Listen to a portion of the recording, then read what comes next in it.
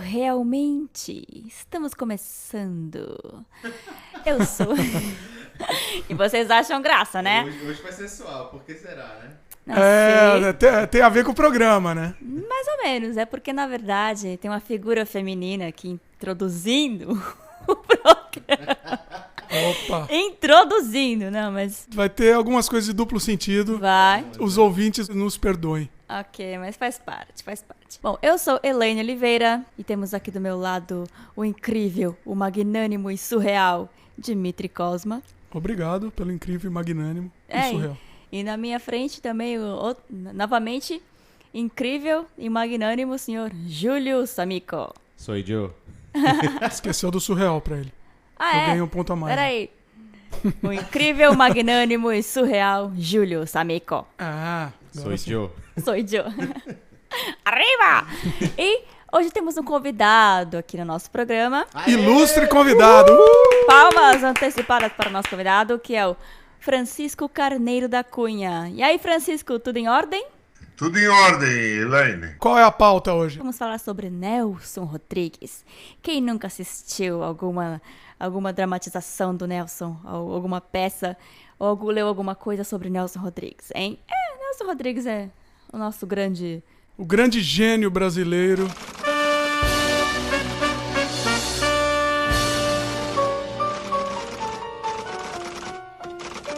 E agora, Francisco, você tem que apresentar um pouco do seu trabalho pra gente, porque o pessoal que tá ouvindo a gente quer saber quem é Francisco Carneiro da Cunha.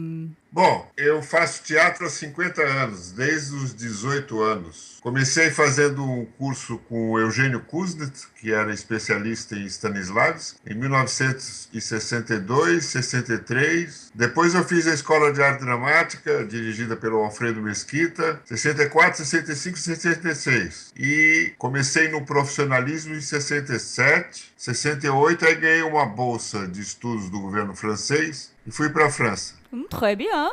E o Francisco é um especialista em Nelson Rodrigues, né? E também isso é importante a gente citar aqui. Nosso convidado é um dos maiores especialistas do Brasil, eu arrisco dizer, sobre Nelson. Por isso que vem a primeira pergunta. Por que o interesse em escrever sobre Nelson Rodrigues? Eu conheci o Nelson quando eu estava na Escola de Arte Dramática. Em 1965, eu estava no segundo ano da EAD, Alfredo Mesquita convidou Antunes Filho para dirigir uma peça com os alunos dos 3 anos, primeiro, segundo e terceiro. Antunes, que nunca tinha encenado Nelson, escolheu a peça A Falecida, uma peça de Nelson, escrita em 1953, que inaugura a segunda fase da criação dramatúrgica de Nelson. E durante o ano todo de 1965, ele ensaiou com os alunos da EAD. E no final do ano, nós nos apresentamos e foi um sucesso, tanto de público quanto de crítica.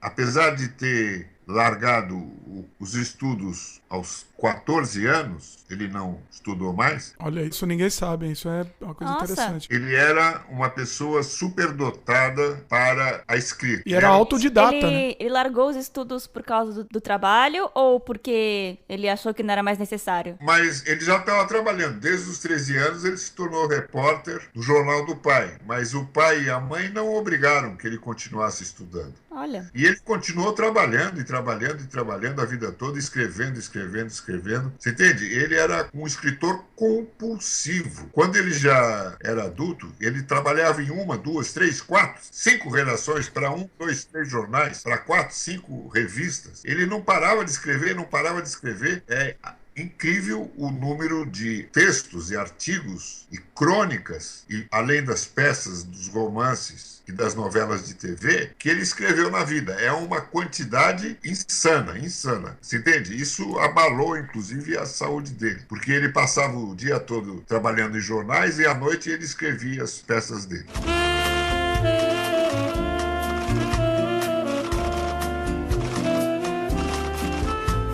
O Nelson teve uma vida trágica. Primeiro, com a morte do irmão, quando ele tinha 17 anos, um irmão querido, Porque os pais do Nelson tiveram 14 filhos. E 1, 2, 3, 4, 5, 6 eram jornalistas. E o pai era dono de jornal. Ele nasceu em Pernambuco, né? Ele nasceu em Pernambuco em 23 de agosto de 1912. Aos 4 anos ele veio morar no Rio. E nunca mais saiu do Rio. E nunca mais voltou a Pernambuco. Acho que a única viagem que ele fez, além daquelas 3 ou 4 que ele fez a São Paulo, foi uma vez que ele foi a Brasília, de carro, com o filho dele. Ele não viajava muito, então. Ele não gostava de viajar. Ele dizia, quando eu passo no subúrbio, eu acho que estou fora do Brasil. Olha só. Você entende? E você estava falando das tragédias da vida dele, né? Da infância e tal. O irmão dele era o Mário Filho, né? Mário Filho, Morreu de coração. O irmão dele era Mário Filho. Um dos irmãos, o mais velho, o primogênito, era Mário Filho. O Maracanã?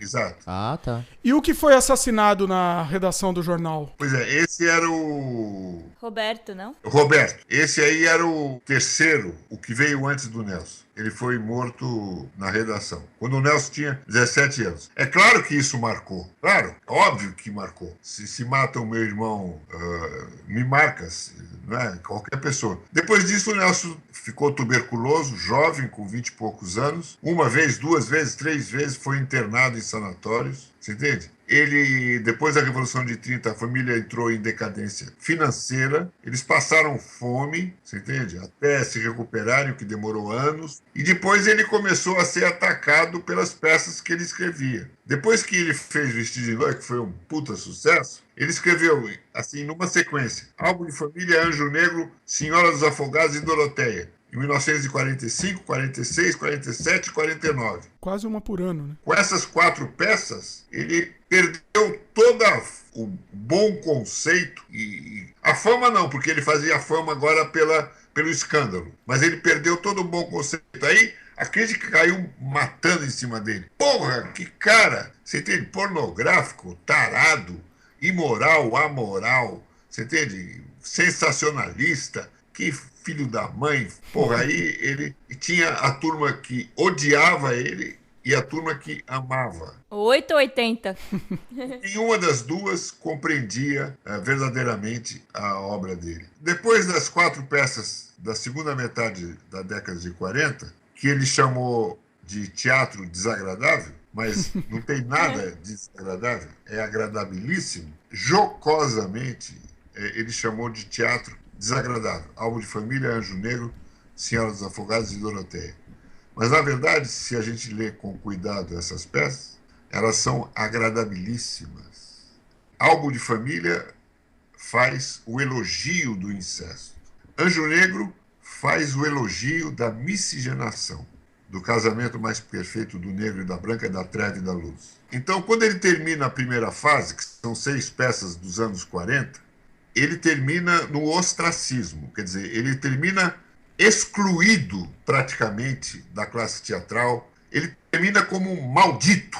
Nessa época ele trabalhava no jornal ainda, como era? Trabalhava, a vida toda ele trabalhava. Sempre trabalhou. Ah, tá. Então o jornal era como se fosse o que pagava as contas dele e aí ele ia escrevendo conforme fosse. Tempo livre. Normalmente ele escrevia quando chegava em casa, jantava e brincava um pouco com os filhos. E aí de madrugada, quando estava todo mundo dormindo, ele escrevia. Você entende? Normalmente era assim. Muito Devia bem. ser difícil dormir com o barulho da máquina de escrever, né? A madrugada inteira, aquele Tec, tec, tec, tec, tec. Exato. Ele termina a década de 40 como um maldito. Maldito. Ele que, com Vestido de Noiva, tinha sido alçado à condição de maior dramaturgo brasileiro de todos os tempos, ele termina a década de 40 como um maldito para a classe teatral, para a crítica teatral, só que ele não escrevia apenas peças.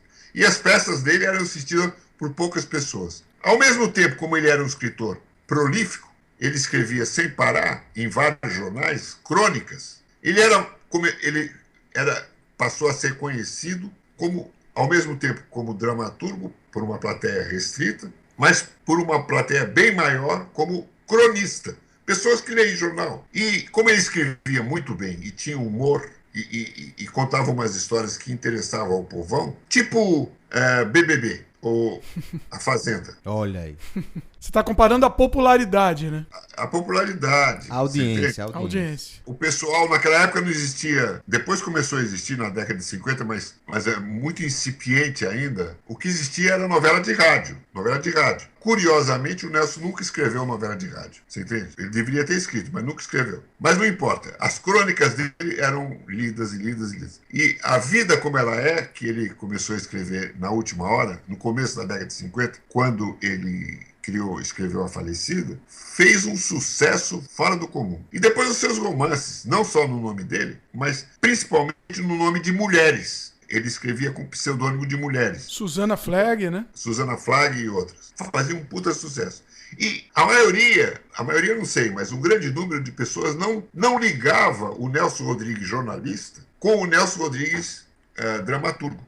Ah, eles não sabiam que era a mesma pessoa? Sabiam, mas Talvez não fosse o mesmo público, né? o público leitor de jornal não ia a teatro. Isso. Ele escreveu Doroteia em 1949. Foi um fracasso. Apesar de ter sido dirigida pelo Zimbinski, que era o mesmo diretor que tinha dirigido Vestido de Noiva, Olha só. que tinha sido um sucesso. Por que foi um fracasso? Tem algum motivo? Porque o público não entendeu lufas, o diretor Zimbinski não entendeu lufas, fez uma coisa que a crítica não se deu trabalho nem de criticar praticamente. Nossa. Olha só. Uau. E o Nelson ficou pé da vida, ficou arrasado. Ele disse assim: nem a minha mãe gostou de Doroteia. É triste. E a mãe gostava de tudo que ele fazia. Nem a minha mãe gostou de Doroteia. Então, aí em 1950 ele não escreveu nada. E em 1951 ele renasceu. Fênix. Exatamente, como a Fênix. E escreveu o único monólogo da vida dele, Valsa número 6. Uma pecinha de um ato só para a irmã dele. Pra irmã. Pecinha que você coloca aí no diminutivo é por ser singela, né? Não é porque é uma pecinha de merda, não. Não é isso não, né? Por ser singela. Ah, tá. Só pra confirmar, né? Porque... E a Henriette Marino, num teatrinho lá de Copacabana, dirigiu, mas também teve uma temporada morna. Mas, de qualquer jeito, ele renasceu com Valsa número 6. Isso deu ânimo pra ele continuar e escrever mais. Aí, em 52, ele não escreveu nada, e em 53, ele escreveu A Falecida.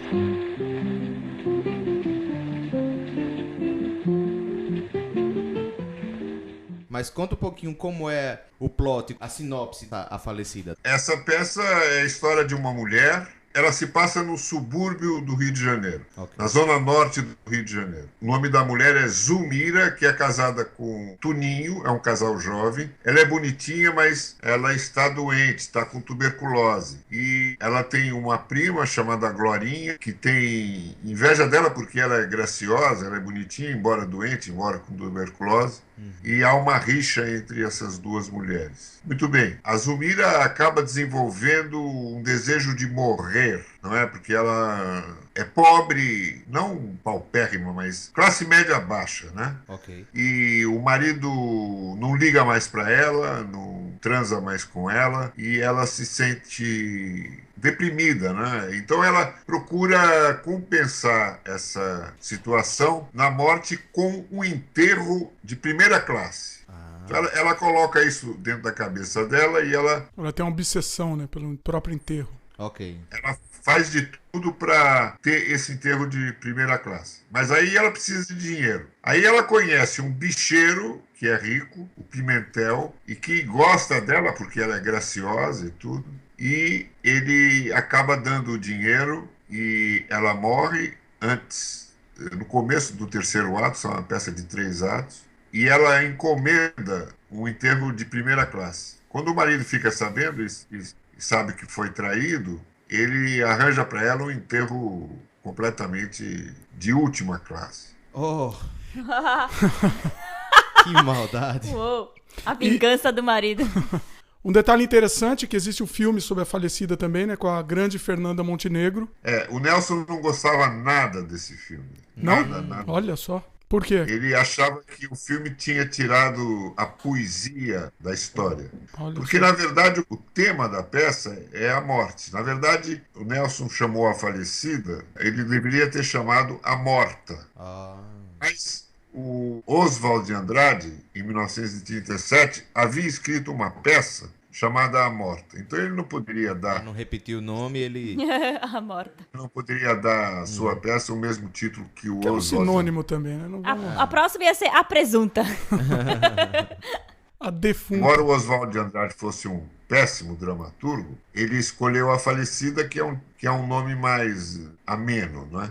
Vamos dar um salto também, que você que chegou a conhecer o Nelson Pessoalmente. né? Em 1965, o Sábato Magaldi, que era professor de teatro brasileiro na EAD, quando a peça A Falecida estava para estrear, ele trouxe o Nelson a São Paulo e apresentou à classe. Então eu conheci o Nelson pessoalmente, mas não conversei com ele. Só vi, a classe toda viu, e nós estávamos gostando muito do trabalho do Antunes e muito entusiasmados, e ficamos muito felizes com a presença do Nelson, e ele também ficou. E aí eu só fui conversar com ele pessoalmente em 1980, morreu em dezembro de 1980. 6 meses antes dele morrer, eu fui ao Rio, pedi os direitos autorais, ele me deu, ele sentiu que eu tinha um grande interesse. Um interesse genuíno, né? Porque na monografia que eu escrevi a pedido do Sábado, em 1966, eu faço uma apreciação negativa do Nelson. Tanto é que o título da minha monografia é Nelson Rodrigues vale a pena? E ao final dela eu respondo, não, Nelson Rodrigues não vale a pena. Opa, Caramba. como assim? E Olha, Polêmica. Polêmica. Então, o link vai estar no post, leiam. Mas a monografia que eu escrevi em 1966, quando eu tinha 22 anos. Ah, tá. Ó, interessante, olha. A gente vai ver vários Franciscos. Quer dizer que alguns anos depois essa opinião pode ter mudado, não é verdade? Anos depois, as opiniões mudam. Como eu não entendi absolutamente nada das peças do Nelson, até aquela época, das primeiras 15 peças dele, eu repeti todo tipo de preconceito contra a pessoa e a dramaturgia de Nelson. Mas quando eu retomei, eu imediatamente me lembrei de Anjo Negro, porque na minha monografia eu faço uma exceção para Anjo Negro. E aí eu fui ao Rio com a intenção de que Nelson me explicasse a peça, porque eu não entendia absolutamente nada. Você gostava, mas não entendia, né? Ele não me explicou nada, me deu os direitos e ele morreu logo em seguida. E eu comecei a estudar Anjo Negro. E eu fiquei a década de 80 inteira debruçado sobre Anjo Negro. Você ficou realmente fascinado por Anjo Negro, né? Mas você também teve que, pra escrever, você teve que pesquisar um pouco da vida do Nelson. Mesmo tendo conhecido o Nelson pessoalmente, você teve que pesquisar um pouco sobre a vida dele, certo? Não, errado. Eu não Errado? pesquiso nada sobre a vida dele. Eu não me interesso nem um pouco pela vida dele. Olha só. O que eu sei da vida dele está na biografia escrita pelo Rui Castro, Anjo sim. Pornográfico, e nas confissões do Nelson. Mas eu não tenho interesse nenhum pela vida dele. Mas você não acha que a vida dele influenciou nas peças? Eu não pesquisei a vida dele, eu não faço ligação dos meus trabalhos, nas minhas reflexões, nas minhas meditações sobre a obra de Nelson, eu não faço ligação direta nenhuma com a vida dele. Você acha que não tem nenhuma influência a vida do Nelson na obra Eu, dele? particularmente, acho que tem pouquíssima influência a vida atribulada que ele teve. A morte dos irmãos, a fome, a tuberculose, a censura, Torcer pro Fluminense. compreensão que ele sofreu a vida toda até morrer e até hoje continua. Nelson é um escritor nato e é, sobretudo, um poeta dramático de vocação. Um gênio. A mãe dele era batista praticante e na casa dele a Bíblia estava aberta na mesa de jantar e no quartos, não é? Nelson tinha acesso direto aos textos da Bíblia e ele leu seguramente, com muita atenção e muito entusiasmo, os textos da Bíblia. Tanto é que alguns personagens bíblicos importantes, como o profeta Elias, o profeta Jonas, Misael, que era colega de outro profeta, Daniel, você entende? Aparecem nas peças que ele escreveu na segunda metade da década de 40. Em termos de nome ou o personagem em si, a figura, Ou é só o nome que ele Era usava? uma comparação. O nome traz em si o símbolo desses personagens. Ok, certo. Ah, é. É importante a gente ressaltar aqui que essa análise do Francisco não tem absolutamente nenhum cunho religioso da parte dele. Não é uma coisa especificamente de religião, né, Francisco? Explica aí pra gente. Não tem nenhuma conotação religiosa os meus escritos sobre Nelson, e também para o Nelson também não tinha. O Nelson praticamente não tinha religião, Como eu também nunca tive, graças a Deus. Eu detesto religião, acho que religião, eu estou me referindo às religiões oficiais, que no Brasil são principalmente o catolicismo, o protestantismo, em suas várias formas, e o espiritismo, é o pior mal que acontece ao povo brasileiro. Você entende? Agora, não podemos culpar, em primeiro lugar, as igrejas. Na verdade, é o povo que abre espaços para que os religiosos ocupem esses espaços e desempenhem o papel de instrutor, de mentor, de pai. Você entende? É uma questão, eu acho, de insegurança. Quer dizer, olham para as igrejas, vocês veem que o pessoal se reúne numa igreja como outro tipo de gente se reúne em clubes de futebol. Você entende? Essa é uma forma de se agrupar, enfim, independente do motivo. É uma turma, você entende? Você acaba formando uma turma, quem é de fora é mal visto. Agora, Francisco, falando em igreja, qual que é a ligação dos acontecimentos da vida do Nelson com Jesus Cristo? Porque tem uma história curiosa envolvendo isso, certo? A visão de Nelson dos textos bíblicos, e particularmente do Evangelho, é uma visão de um poeta dramático. É uma visão poética, simbólica, metafórica.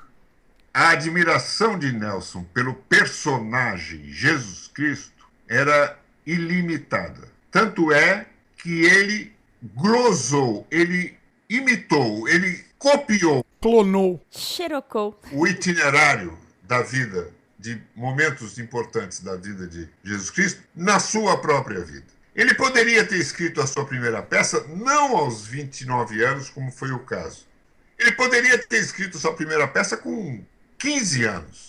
Ou com 10 anos até, porque quando ele tinha 8, 9 anos, ele escreveu uma redação que tirou o primeiro lugar na classe e assustou os professores, as professoras, porque era a história de uma mulher que traía um homem, esse homem chega, ela está na cama com o amante pula pela janela e foge, e ele mata a mulher. Clássico.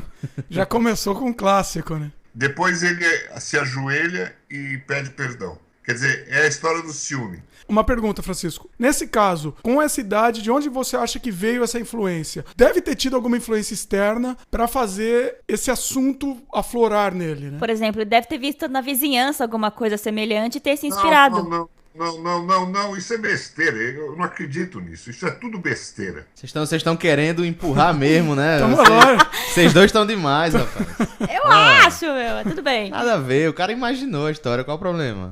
Ué, mas alguma coisa fez esse gatilho desencadear. Não sei. É o estupim. A leitura da poesia bíblica. Certo. Então, eu compreendo muito bem o impacto e o deslumbre que a história de Jesus Cristo causou na alma do garoto Nelson Rodrigues. E ele continuou com isso até o final da sua vida. Mas você acha que ele acreditava ou ele teve essa influência como um personagem literário?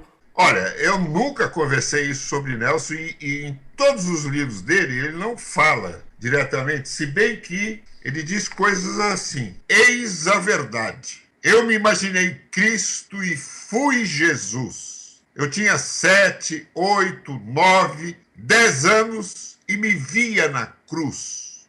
E me crucifiquei 1000 vezes. Eu, Nazareno, eu, filho de Deus, eu de braços abertos, eu de cabeça pendida, eu, Deus e sem rosto, eu no regaço da Virgem. Isso quando ele era criança, com 7, 8, 9, 10 anos. No final da sua vida, ele escreveu já uma das suas últimas crônicas, aos 68 anos. Eu escrevo à noite, e vem na aragem noturna um cheiro de estrelas. E súbito eu descubro que estou fazendo a vigília dos pastores. Aí está o grande mistério. A vida do homem é essa vigília e nós somos eternamente seus pastores. Não importa que o mundo esteja adormecido, o sonho faz quarto ao sono. E esse diáfano velório é toda a nossa vida. O homem vive e sobrevive porque espera o Messias. Neste momento, por toda parte, onde quer que exista uma noite, lá estarão os pastores na sua vigília docemente infinita. Uma noite ele virá e com as suas sandálias de silêncio entrará no quarto de nossa agonia e entenderá a nossa última lágrima de vida. Isso ele escreveu já um mês antes de morrer. Ele manteve esse diálogo a vida toda, é isso? Todos os 2 textos maravilhosos, né, inclusive. Sim. Né? Só por aí vocês podem perceber que ele tinha uma admiração ilimitada por esse personagem. Como ele era uma pessoa intuitiva, sentimental e inteligente, eu duvido que Nelson Rodrigues acreditasse que há 2000 anos atrás existiu um carinha chamado Jesus Cristo que andava sobre as águas, que transformava a água em vinho, que ressuscitava os mortos, que curava cegos de nascença e paralíticos de nascença. Enfim. Então, interessante isso. Então, ou seja, ele, na verdade, ele gostava do personagem. A admiração dele era desse personagem criado. Essa é a opinião do Francisco. Não, mas eu acho interessante. Isso é um bom ponto. Não, sim, eu digo assim, porque... É um ótimo ponto. Ele isso. mesmo disse que nunca conversou isso com o Nelson e que, pelo que se depreende do que ele leu, né? Sim, Da analisando obra a obra dele. dele. Isso, é. É a minha opinião e eu tenho absoluta certeza que também é do Nelson, mas eu nunca conversei isso com o Nelson. Agora, não é a opinião do povo brasileiro. O povo brasileiro faz uma leitura literal, pão, queijo, dos textos da Isso Bíblia. isso é comum demais. Francisco, falando sobre a obra em geral de Nelson, explica para os nossos ouvintes a divisão da obra de Nelson, que são 2 fases e o intermezzo. Essa é uma divisão que eu faço, porque o Sábato Magal dividiu a obra do Nelson em peças psicológicas, peças mitológicas e tragédias cariocas. Isso foi o Sábato que fez isso. Eu acho que tem 2 fases. A primeira fase, na década de 40, em que ele escreveu 6 peças. A primeira é uma paródia da Anunciação. A segunda, Vestido de Noiva, que ele fez um puta sucesso. Eu não conheço nenhum outro escritor que tenha escrito sobre o teatro de Nelson que diga o que eu digo. Então, a minha opinião não é aceita pela classe teatral. Olha aí, polêmica, hein? Polêmica. Adoramos. A gente adora. Tá vendo porque eu odeio o Jabô? É por isso, pô. Como assim? Há 32 anos que eu escrevo sobre o teatro do Nelson e até hoje eu não encontrei praticamente ninguém que tenha participado comigo dessa visão que eu tenho. Você entende? A Mulher Sem Pecado do Nelson é uma paródia da Anunciação do Evangelho. Muito bem. O que ela representa para nós atores? Para mim, para Eneida, né? Elaine, desculpe. Para todo mundo, para você, Júlio, para o Dimitri, para todo mundo. O que ela representa? Ela representa o seguinte: se vocês concordarem comigo, um personagem para um ator e para uma atriz é igual a um filho, você entende? Só que não é um filho carnal. Para um homem e uma mulher terem um filho carnal, eles precisam transarem carnalmente, fisicamente. Você entende? Senão não é possível ter um filho. Teoricamente, Hoje em dia é possível com inseminação artificial. Mas até 20, 30 anos isso não existia. Mas não importa, dá no mesmo. Você só tem um filho se existe a conjunção carnal. Isso. Se o cara trepa com a mulher. Iha! Senão não tem filho. sim. Agora, e o filho do ator e da atriz? Quem é o pai e quem é a mãe? Bem, se o personagem já é um filho, então o ator tem um filho e a atriz tem um filho, não? Não. Uma filha, não? Não é assim, não? Não, O eu autor, posso na verdade, fazer um personagem masculino, e assim como o Francisco pode fazer um personagem feminino. Não, mas eu quero dizer que cada um vai ter o seu filho ali naquele momento, não? Aquele mas mesmo personagem A pode personagem ser vai filhos ser- diferentes para diferentes Um atores. personagem, meus caros, é um filho para o ator. Tanto faz que ele seja homem ou que ele seja mulher.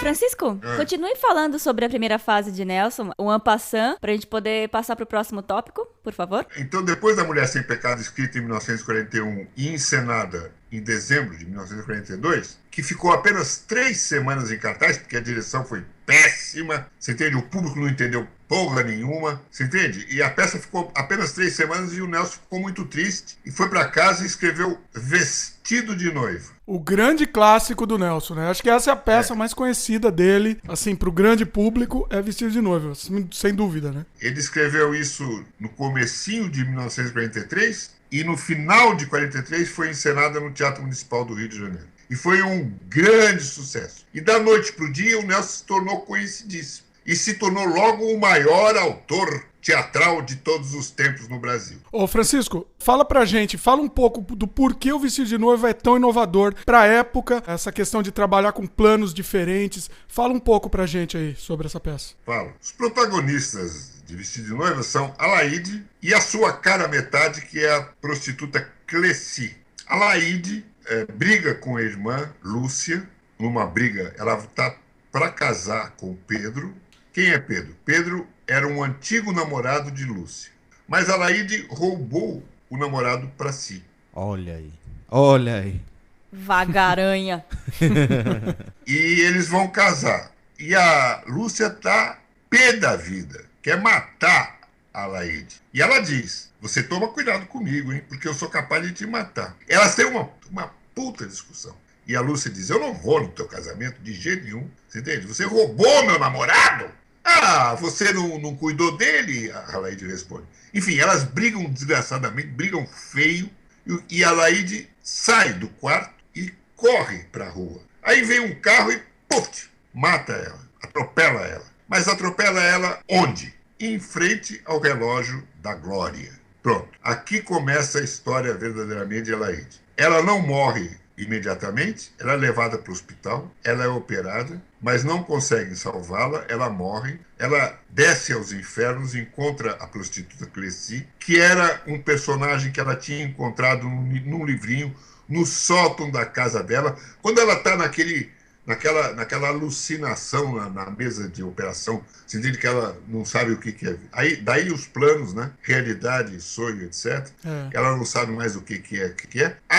Ela tinha se apaixonado pela Cleci. E é um excelente personagem, né? A Madame Cleci. Madame Cleci. Ela tinha se apaixonado. Então esse personagem volta. E ela então desce, e o Nelson coloca isso na peça dele, ela desce, ela vai onde está a Madame Cleci, a peça foi escrita em 1943. A Alaide volta a 1905, encontra com a Cleci, se torna amiga da Cleci. Depois as duas voltam para a realidade, quando a Alaide já está morta. E aí o Pedro, que volta a namorar a irmã Lúcia, e vão se casar. E se casam. E aí a Lúcia se recupera, engorda, fica feliz porque finalmente ela realizou o sonho dela, que era casar com Pedro. E no momento do casamento, a Alaide e a Cleci, que assistem ao casamento, entregam ao jovem casal, Pedro e Lúcia, um buquê de flores, ao som da marcha nupcial e fúnebre ao mesmo tempo. Quer dizer, é aquela obsessão do Nelson que ele chamava: a minha obra está baseada numa obsessão minha pelo amor e pela morte. O interessante dessa peça, Francisco, é também essa inovação da linguagem, que o teatro nunca tinha feito isso até esse momento, né? Não, claro que o teatro brasileiro até então, naquela época, era de uma mediocridade. A dramaturgia brasileira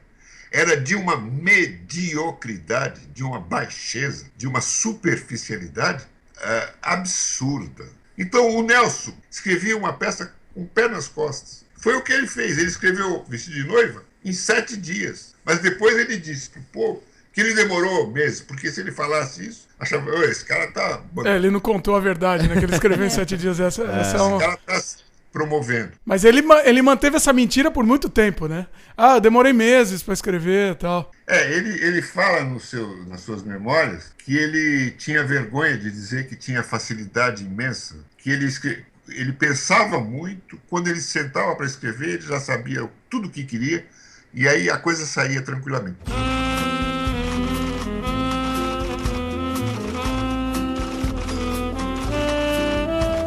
Depois vem Perdoa-me por me traíres. Espetacular essa, inclusive. A gente pode falar um pouquinho sobre a história. É uma peça de 1957. A história de um marido que pede perdão à esposa por ela o trair.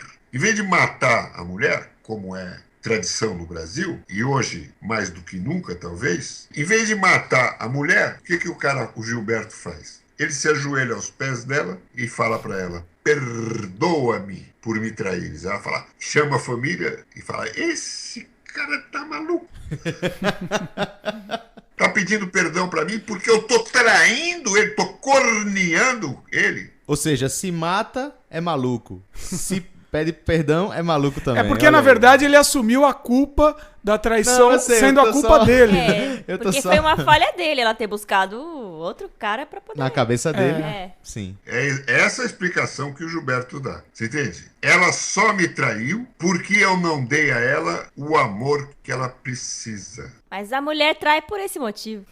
Acho que toda... Aí falou a voz da experiência. A gente não tá contente que conhece. O cara não tá bem. Let's go to the Não other. tá comparecendo. Não tá comparecendo, não tá levantando. Nossa, Viagra nele, então. É isso aí. Então, essa peça, Nelson representou. A única vez na vida, ele fez o papel do irmão do Gilberto. Ele se arrependeu de ter atuado nessa peça. Não.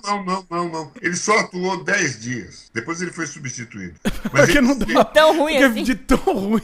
Ele não. Ele mesmo assumiu, né? Ele Eu fui péssimo. Colocou pro grupo. Eu vou estrear, vou fazer o espetáculo durante 10 dias, depois eu saio e vocês colocam outro no meu lugar. Ah, sim. Mas no dia da estreia, a peça criou o maior reboliço. Metade da plateia queria chupar o sangue dele e a outra metade aplaudia. O saco. Ui. Um chupava o sangue e outro o saco. Eita. E a outra metade gritava gênio, gênio, gênio. E aí teve até um vereador que deu um tiro pro Al. Nossa. Isso é um escárnio contra a família brasileira, é um insulto, você entende? Muito bem. E o Nelson, quando viu aquilo, ele que não era brigão, fisicamente falando, saiu pra cima do público querendo se pegar. Pegar na e mão aí mesmo. O elenco segurou ele e ele... Imagina a cena, né? Ele no meio do público querendo bater em todo mundo. Vocês não entenderam minha peça. Basta ler as crônicas e críticas da época para vocês perceberem o clima que foi. Muito bem. Depois, então, de Perdoa-me por me trair, ele escreveu a sua segunda farsa irresponsável. A primeira tinha sido Doroteia. Viúva, porém honesta, que é uma peça que eu não gosto, acho ruim. Depois veio uma peça belíssima chamada Os Sete Gatinhos. Eu não vou mais voltar para a Câmara de Deputados. Eu vou ficar em casa, porque o que vocês ganhariam lá fora, vocês podem perfeitamente ganhar aqui. Aqui! Mas esse homem é um louco? Por quê? Porque o senhor está propondo um bordel de filha. Isso! E por que não? Um bordel de filhas. Sete Gatinhos. Que inclusive tem uma versão de cinema. Só conheço essa também. Você conhece a versão do cinema, né? Só. Rede Manchete pra sempre nos corações brasileiros. Fala um pouco. Essa a gente precisa falar um pouco porque é uma obra-prima, né? Sete Gatinhos é a história de uma adolescente que é interna de um colégio, de uma família de classe média, baixa, um pai com 5 filhas. E a caçula é internada no colégio interno, é colocada no colégio interno, porque o pai acha que ela é pura, santinha, enquanto que as irmãs, uma é lésbica, a outra é prostituta, a outra é sapatona, a outra... Enfim, e a mãe é uma gorda, que o pai chama de gorda mesmo, você entende? Que escreve palavrão no banheiro. Caralhinhos voadores. Eu quero saber quem foi que desenhou caralhinhos voadores na parede do banheiro. Quem foi? É uma família... Gorda. É uma família desagregada. Para nossos ouvintes, o que vem à cabeça é Lima Duarte. Lima gritando, Duarte né? gritando gorda. Bota aí, vamos ouvir um trecho aqui. Eu queria pedir desculpas à gorda. Gorda, você me desculpa? Você bate e depois pede desculpas. Vocês estão vendo? Não se pode tratar bem a uma mulher. A gorda não me desculpa. Gorda! Então, no meio disso tem o malandro que... Antônio Fagundes. Antônio Fagundes, que chora de um olho só. Isso Não, no quem filme. chora de olho só é o Lima Duarte, pô, não? Eles acham Ó, que é o Antônio spoiler do Fagundes. filme, spoiler do filme. Spoilou o final.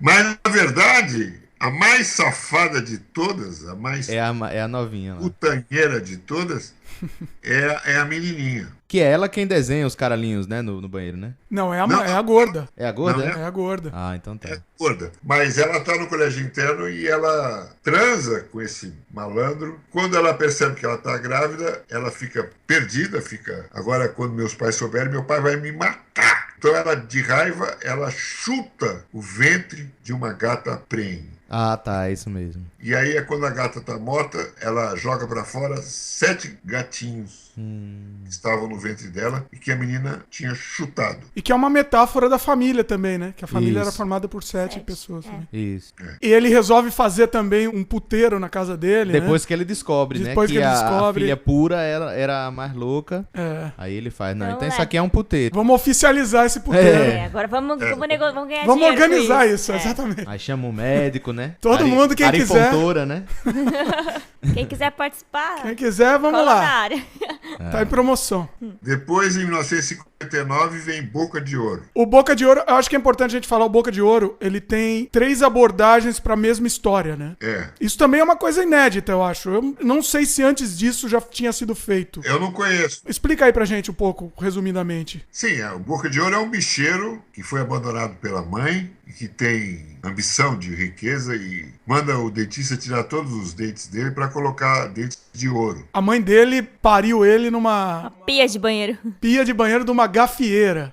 E ele se torna famoso e Temido. desperta o interesse, inclusive, das dondocas, das madames da Zona Sul, né? E esse conceito de 3 abordagens diferentes, a gente vê a mesma história em 3 abordagens diferentes, né? Dependendo do ponto de vista. São 3 pessoas diferentes, cada uma tem uma visão do Boca. Isso é genial, né? Isso é genial. Quem quiser conhecer, tem também filme.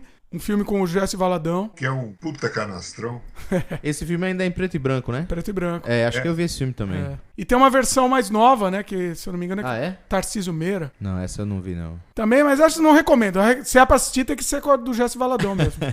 O Jesse Valadão foi casado com a irmã do Nelson. É verdade, bem lembrado. E a irmã era atriz, aquela que fez Valsa 2006, que tinha uma companhia e ele nasceu aqui no Espírito Santo. E foi para o Rio e fez carreira lá de ator de cinema, de teatro. E casou com a irmã do Nelson. Mas você fala assim, é golpe do baú. Não, ele gostava mesmo dela e ajudou. Mas só que ele queria fazer todos os papéis principais. Então.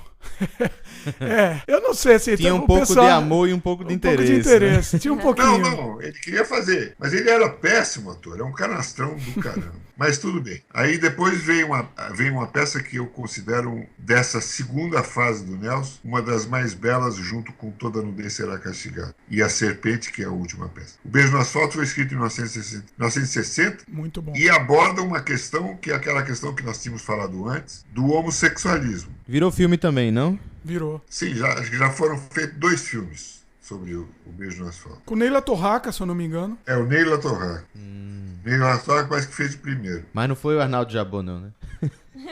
Já não basta Lá ele ter vem. estragado Tô Dando Dez. Não, né? não, Júlio. Vai pra lá.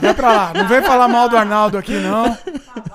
Esse programa aqui não vem falar mal, que Toda Nudez é uma obra-prima. Arnaldo se deu de bem que a Globo contratou ele, porque se fosse Não. depender de vender filme, ele não vendia nunca. Olha lá, o Júlio já tava esperando chegar o momento pra poder falar mal do Arnaldo. Mas assim, não vem falar mal do Arnaldo aqui no programa. O Arnaldo é genial. Além dos textos dele serem geniais, ele também dirigiu Toda Nudez Será Castigada, que é uma das maiores obras-primas. Não, estragou a peça do Nelson. Não. Toda Nudez é um filme sensacional. Peidou na farofa. Exato. Vocês não veem, não. E só escreve besteira também. E Não, só fala não, besteira no Jornal não, Nacional vai também. pra lá, vai pra lá. Deixa Francisco falar aí. Francisco, Tá falando fala demais, aí, Dimitri. fala Cala aí. a boca. Cala a boca, Dimitri. O Beijo no Asfalto é um bancário que, casado com a Selminha, e vivem muito felizes, muito bem, mas eles não querem ter filho naquele momento. Então, ela fica grávida, então ele vai na Caixa Econômica Federal para empenhar as alianças de casamento para poder pagar o aborto da mulher. Prática muito comum, na realidade. Aliás, não pagar o aborto. Empenhar a joia na caixa era uma prática... Não sei se ainda é, mas era uma prática muito comum antigamente. Ou seja, matar o filho dele, que é um puta crime. Mas como eles não querem ter filho, porque eles são jovens e estão numa lua de mel permanente, e Selminha faz a cabeça do Arandir e ele vai lá com o pai da Selminha, que é o Aprígio. O Aprígio acompanha o genro. Mas quando eles estão esperando o ônibus, vem uma lotação e atropela um cara que tá ao lado, né? Joga o cara lá pra cima, o cara cai, pá! No asfalto. Não o protagonista, ele atropela uma outra pessoa. Atropela Um cara Atropela qualquer. Transeunte. Mas o Arandir vê aquilo e o cara agonizando lá no asfalto, fala, o Arandir se ajoelha ao lado dele, que Pésame mucho. ele tem um coração de ouro, ele é muito bom, essa é a característica dele, ele é uma pessoa amorosa e bondosa, e o cara pede a ele, eu quero um beijo. Pésame. E ele se debruça e beija a boca do moribundo. Também estavam no pedaço, no momento, um jornalista. A imprensa fez a festa em O cima jornalista disso. tava louco por um furo. Louco por uma reportagem. Depende. Não teve furo, mas Vai- teve beijo. Quase um furo. Fó. E publicou isso no jornal, na última hora. E acaba a vida do rapaz, do pobre rapaz que estava fazendo o último desejo ao moribundo. Era um ato nobre e o jornalista transformou num pandemônio. O Nelson colocou o nome da última hora no jornal e o dono do jornal falou, ô Nelson, com essa história não, você não pode misturar o nosso nome não. Ele falou assim, mas agora que eu coloquei também não vou tirar. Então ele, Olha. Porra, É o enfrentou saco mesmo. roxo, Nelson, hein? ele é mandado embora, mas aí ele volta a trabalhar no Globo. Mas isso é um parênteses. Aí então cria-se o maior celeuma do beijo no asfalto e o jornalista, que é um safado, faz aquilo render, e acontece que ele consegue virar e jogar todo mundo contra o Arandir. Inclusive a Selminha. Inclusive a irmã da Selminha, que também adora o Arandir, mas que se mostra todos eles coniventes com o jornalista filho da puta. Essa peça é uma crítica ferrenha contra a mídia, né? Claramente. Acaba que o Arandir fica acuado e a única pessoa que enxerga realmente a grande luz, a grande bondade do Arandir, que é o sogro, o Aprígio, que tem ciúmes dele, inveja dele, né? Porque ele fica siderado pelo aquele moço, que é de uma humanidade fora do comum, e além disso é homem mesmo, a mulher fala na polícia, a gente dá 3 numa noite só, todo dia. Olha só, hein? Opa, levantou Não é a fraco moral. não, hein? Não é- Levantou não a é moral fraco. dele. Aprender com ele. Aí ele é acuado e termina a peça com o Aprígio matando o Arandir. Pois bem, a crítica da época, em vez de fazer uma leitura poética da peça, fez uma leitura grosseira, como sempre, e falou, inclusive o próprio Sábato Magaldi. Pô, a peça ia tão bem, Nelson. Como é que você deu aquela guinada no final e fez o Aprígio, quando mata o Arandir, dizer para ele assim, porque o Aprígio não falava com o genro. E a filha fala, papai, você nem fala o nome do meu marido, você entende? Como é que você fez, o Sábato pergunta para o Nelson na crônica, como é que você deu aquela virada melodramática de mau gosto, Plot twist. fazendo com que o personagem do Aprígio declare que o meu ódio é amor. Pronto, o que a crítica falou, que era um final melodramático de má qualidade, que transformou de uma hora para outra, sem preparação nenhuma, o personagem do pai, da Selminha, do Aprígio, do sogro, numa bichona enrustida. Bichona velha enrustida. Você acha que isso é verdade? De repente foi meio Não. mal escrito, podia ser mais trabalhado. Claro que não, ô Dimitri, pelo amor de Deus. Não, porque eles insinuaram que durante a história não teve o desenvolvimento desse personagem pra chegar ao ponto. Para justificar a bichice dele. Sim. E no final, nas últimas falas, ele se revela a maior bichona. Eu tô te matando não é por ódio de você, não, meu bem. Eu tô te matando porque eu te amo. Você entende? É. Quer dizer, essa é uma visão doentia, filha da puta e safada, da crítica do público e de quem mais quiser. Não é isso. Não é isso. O que é? O Aprígio faz o papel de Judas. Judas não amava Jesus Cristo? Amava. E ele não acaba vendendo Jesus Cristo por 30 moedas? E depois se enforca? Então, Aprígio é a representação de Judas. Porque Arandir é a representação do herói nazareno. Depois do beijo no asfalto, eu acredito que venha a famosa bonitinha, mas ordinária. Opa!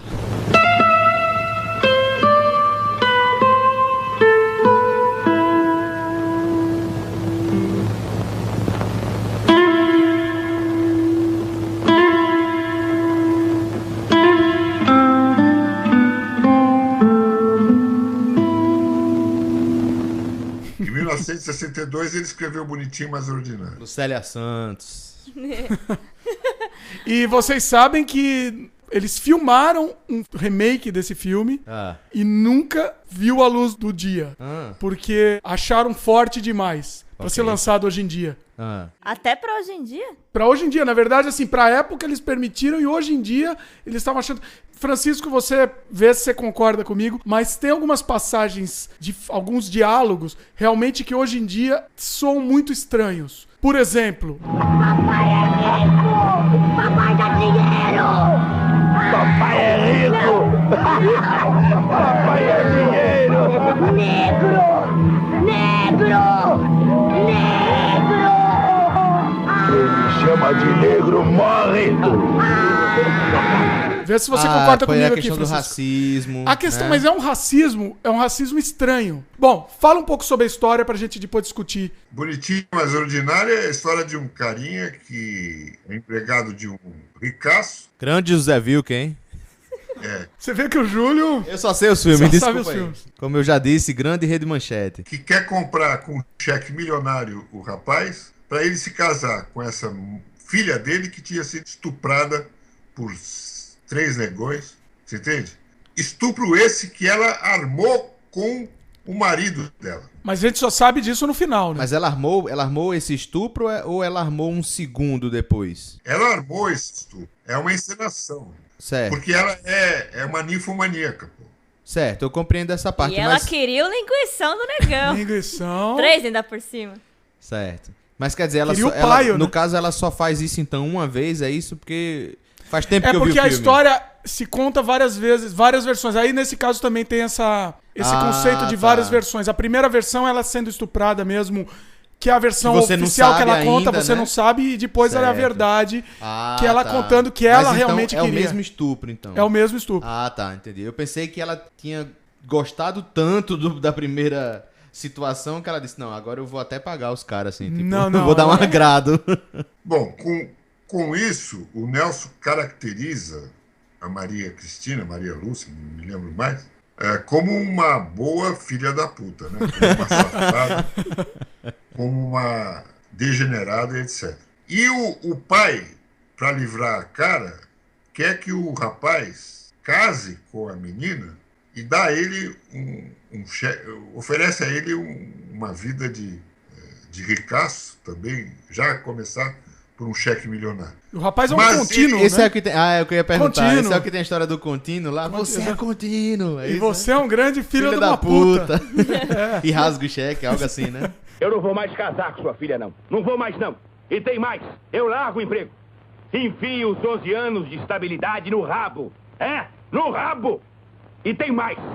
Eu sou um ex-contínuo. E você é um filho da puta. Seu filho da puta. Exatamente. É onde tem aquela famosa frase do... Porque a peça mesmo, o nome da peça é Otto Lara Rezende ou Bonitinha Mais Ordinária. Opa, bem lembrado, bem lembrado. Ele quis Você- trollar o amigo dele, o Otto Lara Rezende. Inclusive, ele não gostou dessa homenagem, entre aspas, né? O Otto Lara Rezende odiou isso daí. O que o Nelson diz, claramente, sem nenhum rebuço, quando ele fala o título da peça Otto Lara Rezende ou Bonitinha Mais Ordinária, ele chama o Otto Lara Rezende de Bonitinho Mais Ordinário. Aí você... E era amigo dele, hein? Isso é importante Era amigo lembrar. Era amigo dele. Mas aí vocês perguntam, mas por quê? Por que o Otto Lara Rezende era bonitinho, mas ordinário? Porque O Otto Lara Rezende escrevia, era estiloso, tinha um bom estilo, mas, além de jornalista, ele escrevia livros, novelas e romances e etc. Só que ele não publicava nada.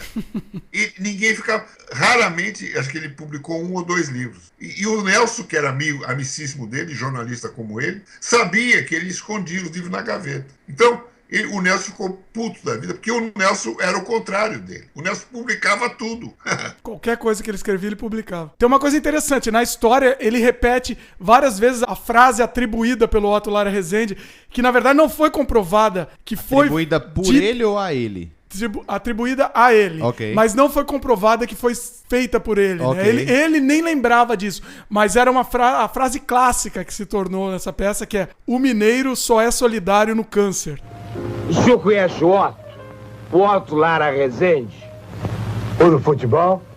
Futebol onde? O Otto, o imortal. Ele escreveu um livro e entrou pra academia. Ele disse olha, ele disse: o mineiro só é solidário no câncer. Que tal?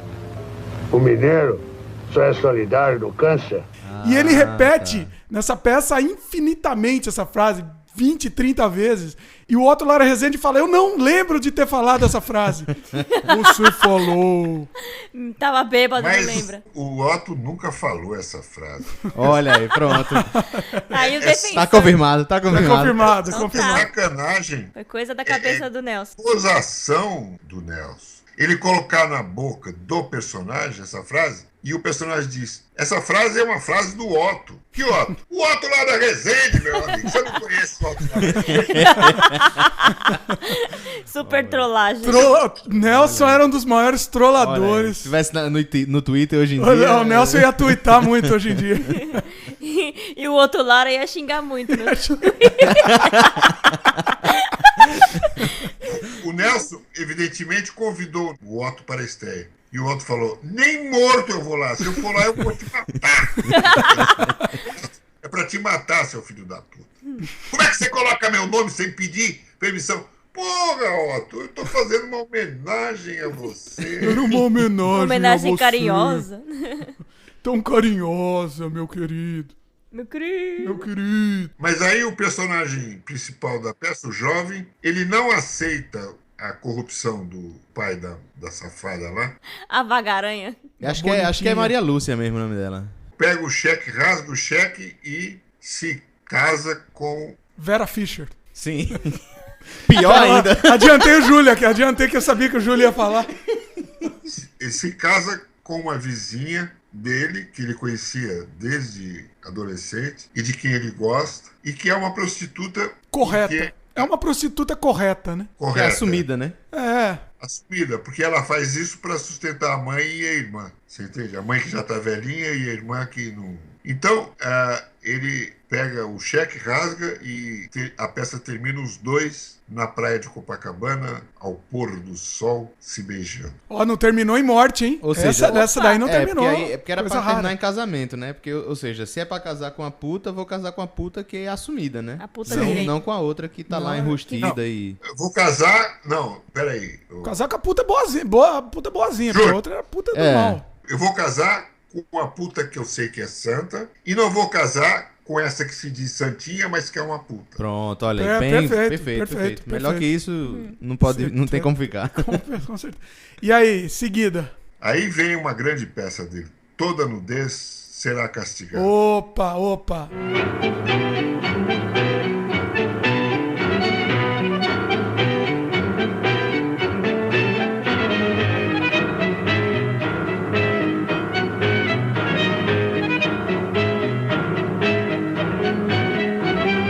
Aí o Júlio vai falar mal Não, do já Arnaldo falei, de já novo, falei, já já. falou, mas é sensacional. Fala aí, Francisco. Essa é uma paródia à trajetória da Madalena Evangélica. A Geni, Geni. a Geni, a prostituta Bota na Geni. Geni. É, bota a música, bota aí de fundo a trilha né? do Pra galera Chico lembrar Buarque aí. Joga pedra na Geni, joga bosta na Geni. Ela é feita pra apanhar, ela é boa de cuspir. Ela dá pra qualquer um, maldita Geni. Exatamente. A Geni é uma santa. Essa música do Chico Buarque foi feita em cima dessa peça? Não. Não, foi. porque... Essa música de Chico Buarque é parte de uma peça dele que chama Ópera do Malandro. Mas tem alguma coincidência aí no nome, né? Tem muita coincidência. Deve ter. É a Geni do Nelson. Sim, sim. É a Geni do Nelson, porque a Geni do Nelson era uma prostituta e o pai do menino que ela ama, que é o filho... Herculano. Só que a Geni de Chico é um cara, né? Não. É um viado. É um traveco, não é? Sim, Ué, eu sim. não sabia disso. eu Ó, saiba- novidade, atenção. Que eu saiba- Plot twist. Ué, não, que plot twist. Bombástico, estourando. Lê a estourando. letra lá da música, pô. Porra. Mas fala, Francisco. A Geni é uma verdadeira santa, porque ela é procurada pelo Herculano, que se apaixona por ela e, sobretudo, pela beleza física dela, que ela é uma mulher belíssima e gostosa. No filme não é tanto assim, que é a Norma Bengel, então assim... Ai. Podia ter escolhido melhor, né, Jabor? Eu gosto do filme, mas nesse caso... podia Quieta ter esse escolhido peito, melhor. homem! A Geni, Dimitri, ela não foi feita pela Norma Bengel, foi feita pela Darlene Glória. Darlene Glória, desculpa. Perfeito, exatamente. Que depois virou crente, renegou o passado dela e resolveu virar Ela crente. foi feita pela Aproveitou Darlene tudo, Glória, mas virou crente. que fez um belíssimo trabalho como Geni. Belíssimo trabalho. Só a parte visual que tá um pouquinho capenga, mas o trabalho de interpretação tá ótimo. Chega! Herculano! Quem te fala é uma morta! Você pensa que sabe de tudo!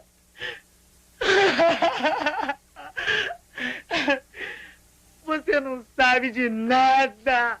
Então, ela se apaixona pelo filho do Herculano, que diz que detesta ela, porque ela é uma prostituta, e fica puto com o pai. Como é que você ficou viúva agora de mamãe e traz uma prostituta pra dentro de casa? Ô, meu filho, calma, não sei o quê.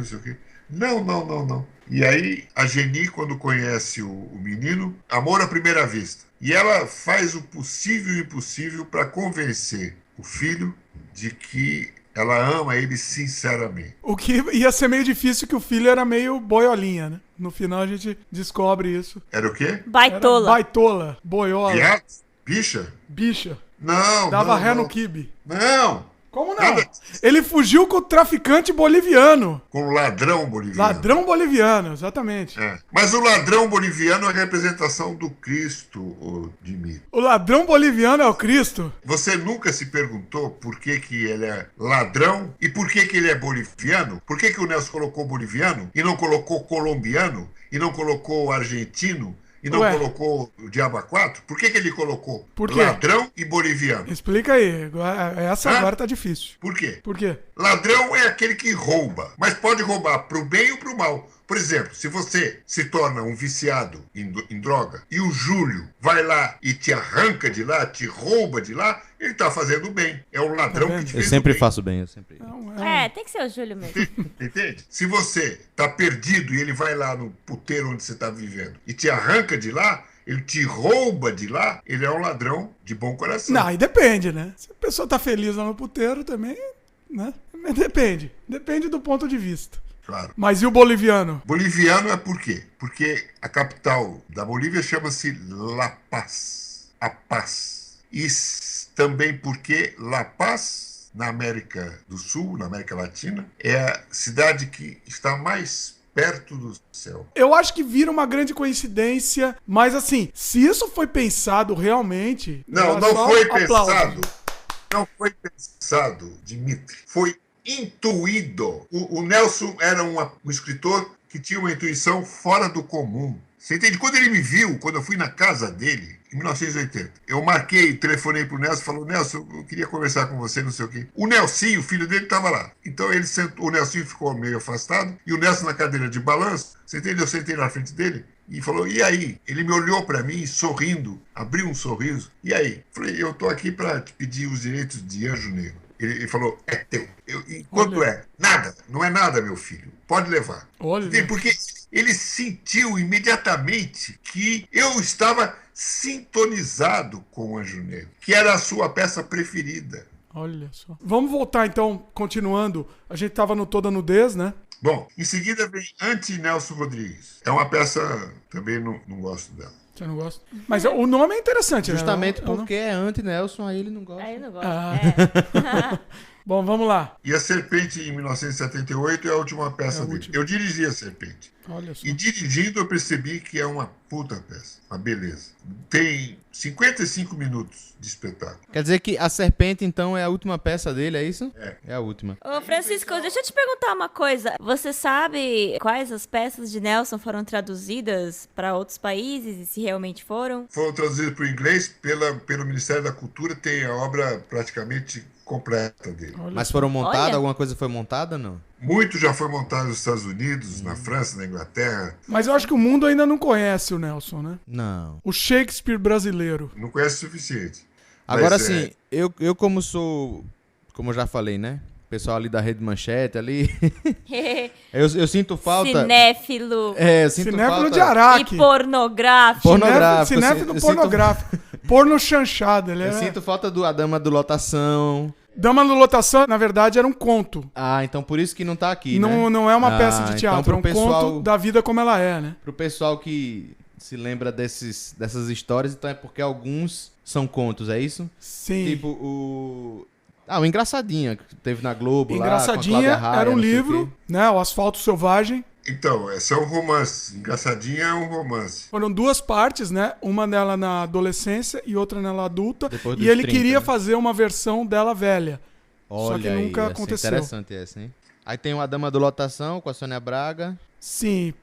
Isso é um conto, micro Só conto. sabe Com a Sônia saber Braga. dos filmes. Sônia Braga... Era um gatinho. microconto da vida como ela é, né? Sim, tem uma vida como Porque ela é também. começaram a acabar as peças mesmo para serem adaptadas. E aí começaram a pegar contos, pegar tudo que, E aí que tinha. iam juntando cacos Começaram a juntar, Ah, tá.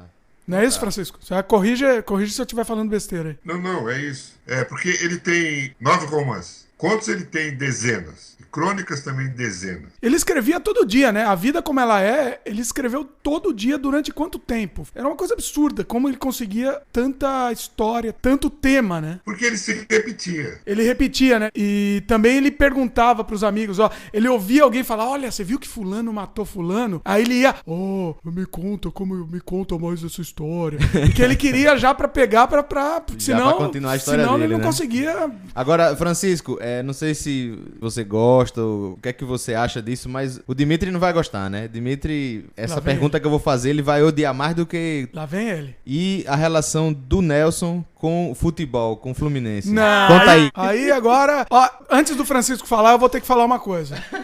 Eu sou obrigado a falar uma coisa. Esta foi a única mácula do caráter de Nelson. Foi perder o tempo e a genialidade dele pra escrever sobre futebol, um assunto inútil, ridículo e Não bobo. fale isso! Os ouvintes adoram futebol. É a vida, é a vida. Você é um dos poucos. Não, ele pode falar, ele tem todo o direito de falar. Não fale É a vida. isso. Eu fico triste pelo Nelson de ter perdido tempo precioso Os nele. ouvintes que não gostam podem chamar Dimitri de bobo aí nos comentários. Bobo, Fique à bocó, vontade. pode chamar do que quiser. Mas assim, eu fico triste. Mas vai lá, Francisco. Decorra sobre o tema. Futebol. Não, o futebol, se você olhar bem, é uma peça de teatro. Não. Sim, Francisco, sim, não, sim. não concordo. Só tem ator em campo. Ai, ui. É verdade. Só É teatrinho. uma peça de teatro bem repetitiva, então, vamos dizer. Não, mas quando você pega um Garrincha, um Pelé e um craque, aí deixa de ser repetitivo. Olha Aí vira obra de arte. Continue. O Nelson ia ao estádio como ele ia ao teatro. Ele torcia, ele se dava o direito de torcer como os torcedores dos grandes times torciam, coisa que ele não podia fazer em cena. Como plateia, você não vai ficar gritando. Você entende? Ele usava isso como uma catarse, né? Lavar a alma, né? Assim. Ele usava e o torcedor usa. É verdade, isso eu concordo. Eu acho que é interessante a gente tocar num ponto polêmico também, que o Nelson, ele era taxado de reacionário, né? Ele era taxado de defensor da ditadura. O que você tem a dizer sobre isso, Francisco? Só um detalhe, Francisco, só que os ouvintes não sabem, na política você lutou contra a ditadura, não foi isso? Foi. Do que eu me arrependo e renego. Olha aí. Não que você seja a favor da ditadura, né? Não, eu sou um renegado do meu passado de militante político, revolucionário e clandestino. Sou um renegado. Renego e bato no peito. Era um suicida alienado. Muito bem. Mas e aí o Nelson, como é que ele era? Ele era reacionário mesmo? Qual era a dele? Não, ele não era reacionário. Ele era um revolucionário como artista e como homem era um libertário. Ele se posicionou a favor da ditadura de maneira retórica, porque na prática ele tirou 1, 2, 3, 10, 20 pessoas ou conhecidas dele pessoalmente. O filho dele, inclusive, né? O filho dele foi preso por muito tempo, ficou preso e ele frequentava lá e era amigo do general para tentar libertar então, o filho. Mas acho que chamam ele muito de reacionário por isso, apesar da obra dele ter esse caráter revolucionário e tudo mais, mas ele nunca teve problema, ele mesmo, né? Pessoalmente, não. Ele pessoalmente. Na Mas família, eu acho que sim, mas ele pessoalmente não, né? Mas eu acho que ele usava isso também, ele usava essas amizades com generais e tal, pra poder liberar as peças dele também, né? Porque senão, sim, nunca seriam liberadas. Mas assim, você observa que muitos outros artistas da época tiveram, inclusive, que sair do país, né? Ou foram presos, ou enfim, passaram por problemas. E ele não teve isso. E a maioria dos artistas que conseguiram escapar dessa perseguição é porque se declaravam a favor. Do sistema, né? Eu acho que foi mais pra poder ganhar alguma vantagem com isso. Mas veja só, por exemplo, quando você bota um exemplo, um Chico Buarque, o Caetano Veloso, por exemplo, ele nunca declarou eu sou contra a ditadura. Ele nunca falou isso com essas palavras, entendeu? Mas assim, mas a mensagem que ele passava... mas a mensagem que as peças de Nelson passavam eram essas, e aí? Mas era mais velado, né? O Nelson passava essas mensagens de maneira mais velada. Ele não era claro e explícito como o Caetano ou vai ver Chico. que os generais gostavam dos peitinhos lá. Deve ser isso. Também, mas é esse o truque. É esse o truque. Ele passava a mensagem, mas no meio tinha um peitinho, tinha sei lá o quê. E aí... Um peitinho. Mas vamos deixar... a gente não viu a opinião de Francisco. Fala aí, Francisco. Não, o Nelson, Dimitri, você está enganado. Ele não tinha nenhum amigo militar. Nenhum. Amigo assim, não era um amigão, vem cá, vamos tomar uma. Era um amigo não. Conhecido. Ele não era amigo nem... Balela, Dimitri, balela. Ele tinha poucos amigos. Ele era uma pessoa difícil de fazer amigo. Mas ele tinha um grande amigo, que era o Hélio Pellegrino, psicanalista. O outro amigo era o Otto, mas o Otto, vocês viram, ele era capaz de fazer... Ele acabou a amizade. Acabou não, como é que o pessoal fala hoje em dia? Não acabou, mas ele atrapalhou bastante. Rompeu a amizade. Perco o amigo, mas não perco a piada? Algo assim. Era amigo do Sábado. Os amigos dele eram todos intelectuais e artistas. Ele não tinha nenhuma amizade com o militar, nunca teve. Na prática, ele libertou, tirou da cadeia várias pessoas, algumas das quais deixaram testemunho escrito desse fato. Mas ele usava da influência dele junto aos militares para poder tirar da cadeia. Isso é um ele fato. Não tinha influência nenhuma junto aos militares. Ele tinha uma certa influência. Ele era admirado, ele era, entre aspas, tá? Admirado pelos militares? Pelos militares. Ele era um pouco. Não. Eram os peitinhos, eu tô falando. Eu ainda acho também que eram os peitinhos. Também Os militares não tinham tempo para se ocupar de Nelson Rodrigues. Sempre que podiam, os governos proibiam as peças dele.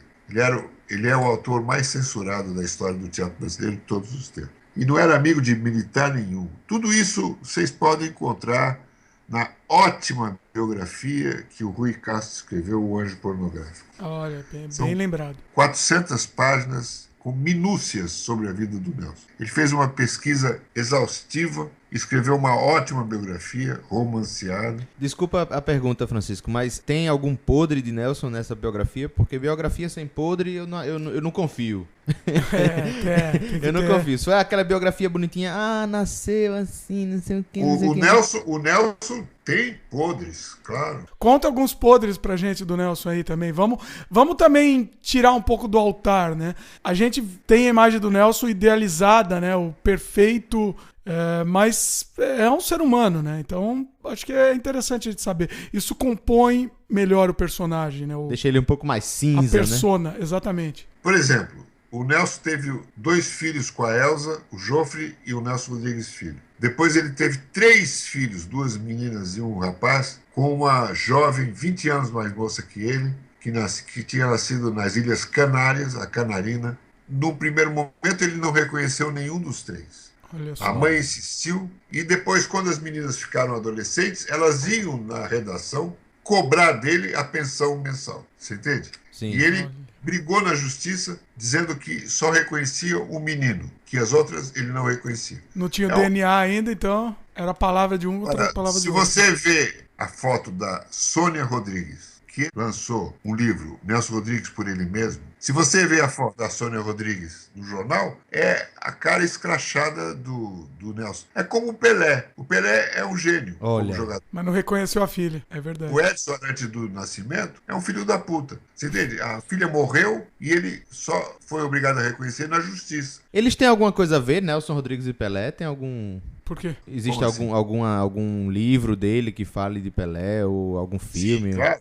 Ele fala sempre de Pelé. Nas crônicas. Ah, nas crônicas sobre futebol, né? É, claro. Agora, Nelson tinha uma filha com problema, né? Depois dessas 3 filhas com essa canarina, ele teve mais uma sexto filho, uma menina, Daniela, que nasceu cega e paralítica, com uma mulher da aristocracia carioca que se apaixonou por ele, porque apesar dele não ser um homem bonito propriamente, ele era muito pelo contrário, né, inclusive.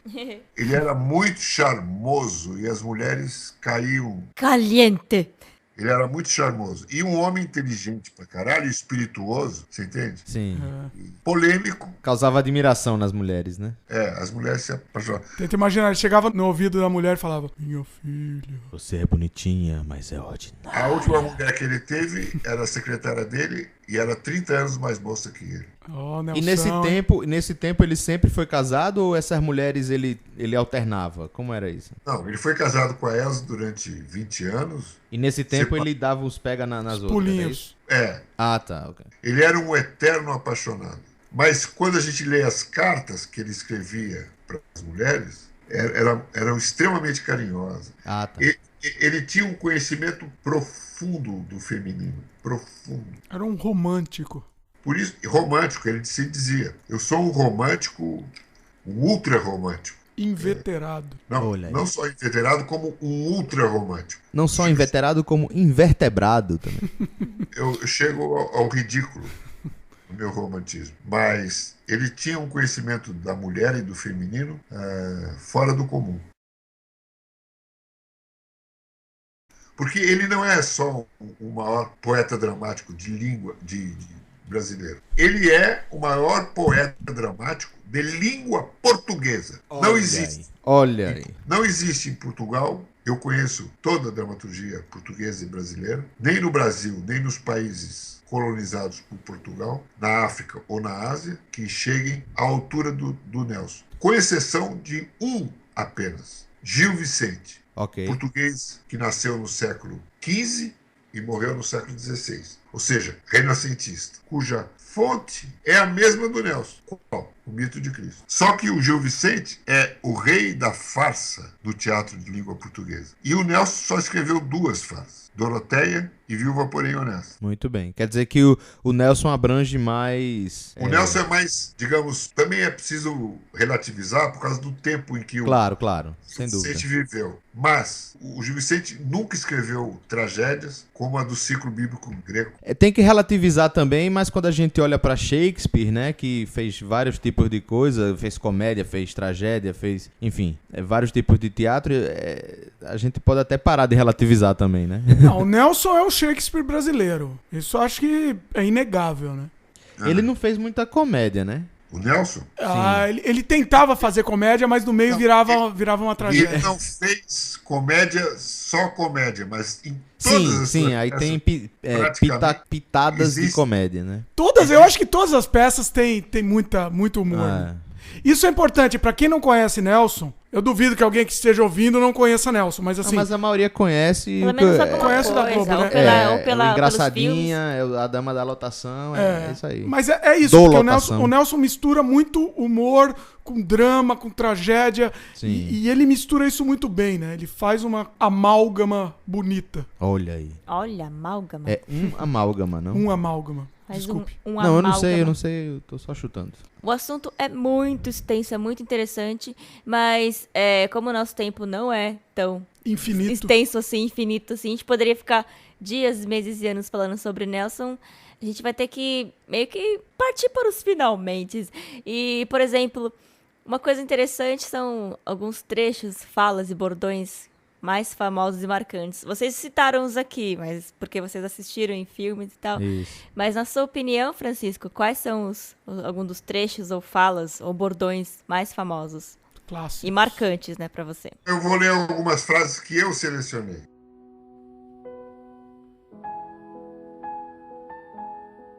O que me assombra, realmente me assombra, é que Deus não seja visto a toda hora, em toda parte, por todo mundo. Isso a que se chama vida é o que se representa no palco e não o que se vive cá fora. Mais importantes são os ovários da alma. Os verdadeiros órgãos genitais estão na alma. Eu acho que o meu negócio com teatro é mediúnico, coisa tão extraordinária que se pode pensar em milagre. O mistério total da personalidade. A ficção, para ser purificadora, deve ser atroz. O personagem é vil para que não o sejamos. Ele realiza a miséria inconfessa de cada um de nós. E no teatro, que é mais plástico, direto e de um impacto tão mais puro, esse fenômeno de transferência torna-se mais válido. Para salvar a plateia, é preciso encher o palco de assassinos, adúlteros e insanos. Em suma, de uma rajada de monstros. São os nossos monstros íntimos, dos quais eventualmente nos libertamos para em seguida recriá-los em cena. O homem precisa ser colocado diante da própria violência. Temos de ver a face de nossa crueldade. É preciso ir ao fundo do ser humano. Ele tem uma face linda e outra hedionda. O ser humano só se salvará se, ao passar a mão no rosto, reconhecer e amar a própria hediondez. Meus personagens movem-se na sombra e na luz parecendo possessos. Não se sabe se possuídos de Deus ou do diabo. Eu faço psicologia em profundidade, psicologia abissal. As senhoras me dizem: eu queria que os seus personagens fossem como todo mundo. E não ocorre a ninguém que meus personagens são como todo mundo. Daí a repulsa que provocam. Ninguém gosta de ver no palco suas íntimas chagas e inconfessas abjeções. Somente a leitura e releitura de todas as minhas peças permitem compreensão justa e sem distorções do que digo pela boca de meus personagens. Seres aparentemente obcecados e possessos, mas na realidade portadores de defeitos e qualidades cotidianos. Sempre me propus uma síntese do homem quando dei vida dramática a esses personagens. Por isso digo e repito, eles valem, são mais reais que nós mesmos. E eu continuarei trabalhando com monstros. Digo monstros no sentido que superam a moral prática cotidiana. Quando escrevo para teatro, as coisas atrozes e não atrozes não me assustam. Escolho meus personagens com a maior calma e jamais os condeno. Quando se trata de operar dramaticamente, eu não vejo em que o bom seja melhor que o mal. A alegria não pertence ao teatro, nem o otimismo. O teatro é desespero ou não é teatro. É um pátio de expiação. Devíamos assisti-lo não sentados, mas atônitos e de joelhos. Na verdade, o que ocorre no palco é o julgamento do mundo, o nosso próprio julgamento. E grande teatro é aquele que faz o espectador crispar-se na cadeira numa angústia de condenado. Minhas peças são obras morais. Devem ser adotadas no primário e nos seminários. A indignação de um elenco não é fenômeno novo para mim. A maioria de meus intérpretes representa meus textos com o maior desprazer e humilhação. Há 30 anos, os críticos mantêm uma coerência burra sobre o meu teatro. No meio de meus colegas de teatro, eu me sinto só, tão só como Robinson Crusoe. Nunca li nada sobre teatro que valesse a pena. Curiosíssima arte que não admite nenhuma meditação inteligente. Eu me nego a acreditar que mesmo o mais doce político tenha senso moral. O povo é débil mental. Digo isso sem nenhuma crueldade. Foi sempre assim e será assim eternamente. Quando o sujeito é uma besta e não é capaz de fazer nada, ele faz filho. Toda unanimidade é burra. Eu quero que a história vá para o diabo que a carregue. Na vida, o importante é fracassar. Há no texto uma compaixão quase insuportável. uma profunda e dilacerada piedade. Realmente nunca tive tanta pena de meus personagens. Num mundo infeliz e doente como o nosso, é quase dever e obrigação ser também infeliz e doente. Eu nego a qualquer um o direito de virar as costas à dor alheia. Precisamos ter continuamente a consciência, o sentimento, a constatação dessa dor. Sei que nenhum de nós gosta de se aborrecer.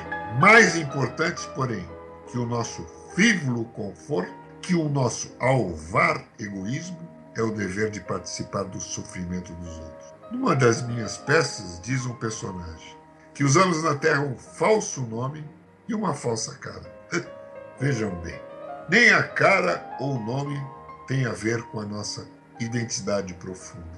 E quase sempre o homem nasce, vive e morre sem nunca ter contemplado o seu verdadeiro rosto, sem jamais ter conhecido o seu nome eterno. Divulgar o óbvio entre meus semelhantes foi a minha única missão na Terra. Eis a verdade. Imaginei-me Cristo. O mundo só pode ser dos que têm razão. Mas a razão é todo um maravilhoso esforço, toda uma dilacerada paciência, toda uma santidade conquistada, toda uma desesperada lucidez.